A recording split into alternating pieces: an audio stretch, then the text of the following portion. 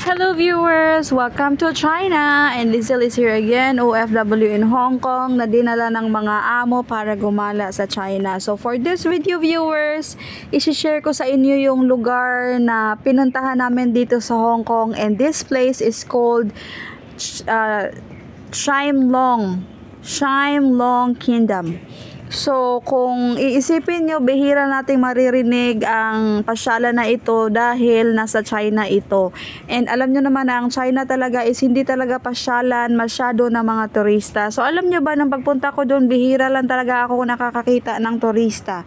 May mga nakikita akong mga foreigner gaya ng mga US, mga ganon, mga British, bihirang-bihira lang talaga, and wala talaga ako nakita dong Pinay. So majority ang nandun na talaga is yung mga Chinese, dahil ang China is hindi naman talaga siya super open for tourists. So hindi talaga siya pinupuntahan ng mga turista. Merong man nagpupunta doon pero bihira lang, hindi siya kagaya ng Hong Kong na pag nagpunta ka dito sa Hong Kong, napakadaming turista everywhere. Kaya magti-take picture ka everywhere, walang pakialam sa iyo ang tao dahil nasasanay na sila na laging kumukuha ng picture, kumukuha ng video yung mga tao na nagpupunta dito dahil nga tourist attraction siya.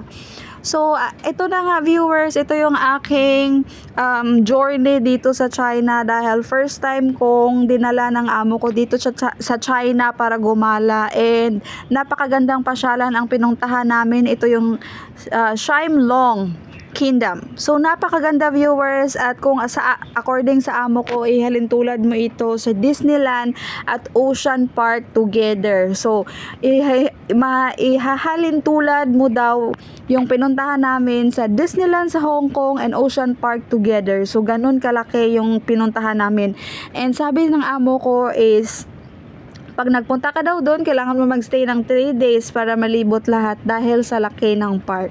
And super thankful ako dahil nabigyan ako ng pagkakataon viewers na makapunta dito. So hindi madali ang pagpunta dito, kailangan mong kumuha ng visa, kailangan mong may hotel booking, at kailangan mong magbayad ng entrance fee dito sa mismong park. Which is, kung ako naman personally is hindi ko naman afford, and hindi naman necessary, wala akong budget para sa mga ganan talaga. So hindi talaga ako ma-experience, hindi ko talaga ma-experience by myself ito, and I'm so grateful sa aking mga employer for giving me this opportunity na nakita ko sa kabilang mundo, kabilang bansa na China na meron palang ganito. So na-amaze, of course, na-amaze ang yaya dahil galing tayo sa bundok, at pagdating ko talaga doon, video lang talaga ako ng video from the start to the end. So alam nyo ba, yung amo ko naiintindihan naman, pero hindi ko naman pinababayaan yung alaga ko, of course, binabantayan ko, pero nagtitake video talaga ako sa lahat ng mga lugar or lahat ng mga sulok ng kingdom na ito na napuntahan namin, dahil gusto ko talagang magkuha ng memories, kasi alam kong hindi na ako makakabalik dito. So alam ko na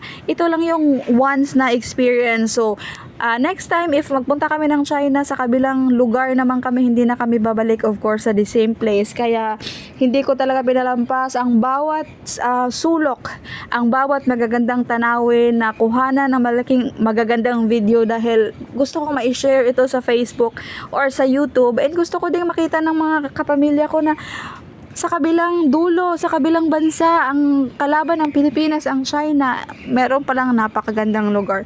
So alam niyo ba viewers, ang haba na iniisip ko, no, or ang haba na ng sinasabi ko. So alam niyo ba dito viewers is napakaganda dahil pwede kang sumakay ng, of course, pagpasok mo kasama na sa entrance mo yung all rides, but ang kagandahan dito viewers is konti lang yung tao.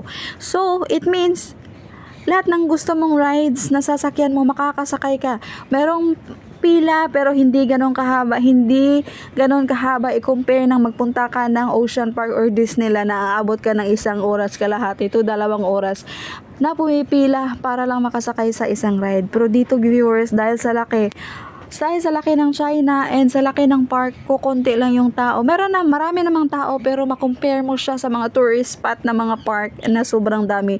Doon talaga as in relax ka. Mai-enjoy mo yung tanawin at lahat. So napakaganda pala viewers. Ito yung nila, meron silang underwater na mga park. So makikita nyo naman sa video na napakagandang mga tanawin. maiisip mo talaga na grabe no, sana makikita din to ng family ko, kasi laki akong probinsya at yung mga pamilya ko nandun na din sa probinsya, so hindi nila nakikita na parang ewan ko, hindi nga nila na-imagine na merong mga ganitong lugar, na merong mga ganyan. So nakakalungkot, minsan naisip ko na nalulungkot ako kasi yung mga nakikita ko or na-experience ko, alam ko na ako lang yung makaka-experience. Gustuhin ko pa-experience sa pamilya ko.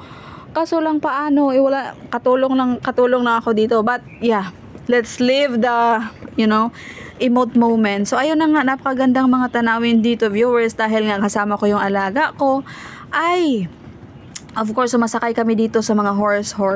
So kahit paano talaga, kahit na nagbabantay ako ng alaga ko at nagsasakay kami ng mga iglip, kukuha talaga ako ng mga video for myself, of course, para may upload tayo sa Facebook. And alam naman natin na yung mga amo at alaga natin ay hindi natin pwedeng i-upload sa Facebook or sa YouTube kasi Diyos ko, baka mahuli tayo. So ayan na nga, napakaganda talaga dito, viewers. Ayan, so makikita nyo, hindi naman ganun kadaming tao and parang wala ngang tao dito sa video. So meron palang malaking shark whale doon na napakalaki. Doon mo lang makikita sa kanila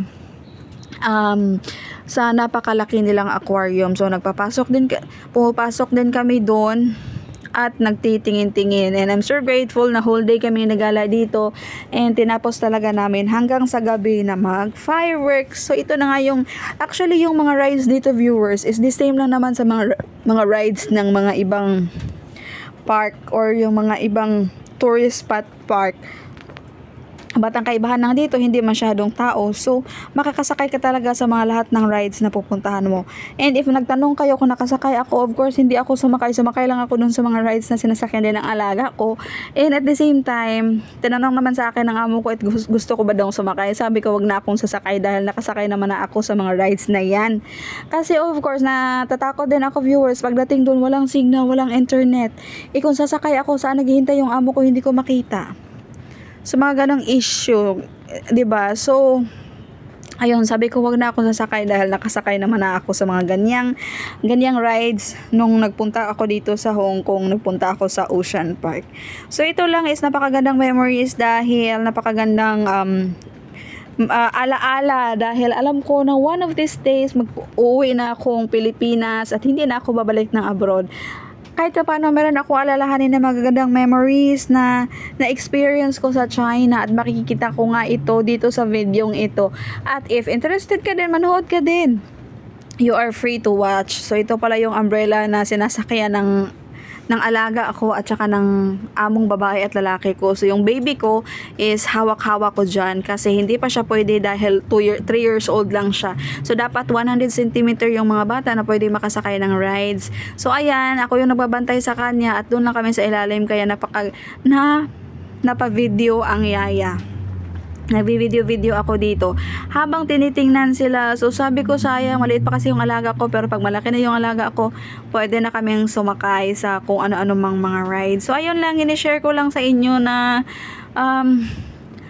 hindi ko inakala sa buong buhay ko na makapunta akong China, na makarating ako ng China. Hindi ko nga inakala na maka-abroad ako kasi dati ang pangarap ko lang ay gusto ko lang sumakay ng eroplano, pero hindi natin talaga alam kung anong plano ng Diyos sa atin at kung ano yung kapalaran na nakalaan sa atin. Gayon pa man, kailangan nating mag-enjoy at namnamin ang bawat minuto ng ating buhay dahil ito ay panandalian lamang at hindi na maibabalik.